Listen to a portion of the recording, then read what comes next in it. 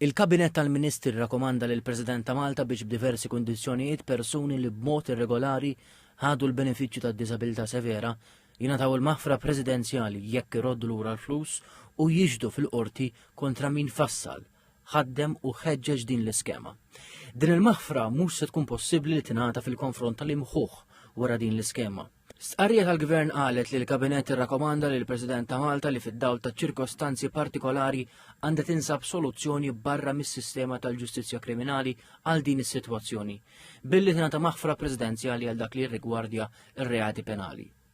Il-President ta' Malta, Miriam Spiteri de Bono, qablet ma' din rakkomandazzjoni u bis-saħħa tas-setat mogħtija lilha b'artikolu 93 tal-Kostituzzjoni ta' Malta ordnat li tingħata l-maħfra b'diversi kundizzjonijiet.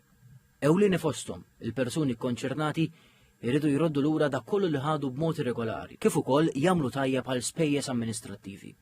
Apparti minn hekk il-maħfra tiġi rtirata jekk benefiċjarju jirrifjuta li jixhed jew jonqos illi jagħti xi depożizzjoni mitluba minnu fil-liġi.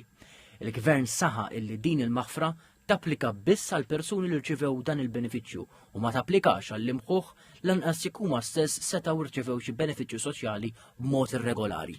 Fi stqarrija l-Gvern qal li meta dawn l-allegazzjonijiet ġew quddiem l-Uffiċċju tal-Prim Ministru, dlonk sar rapport mal-Pulizija biex saru l-investigazzjonijiet neċessarji u eventwalment skattaw investigazzjonijiet u proċeduri ulterjuri quddiem il-Qrati ta' Malta.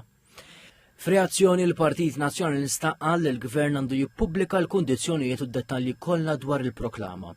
Żied li l-Gvern għandu obbligu jiddikjara min talab il-maħfra u jiżgura li daw kollha involuti, inkluż tal-legat involviment ta' politiċi laburisti, jiġu investigati u jitressqu quddiem il-qorti.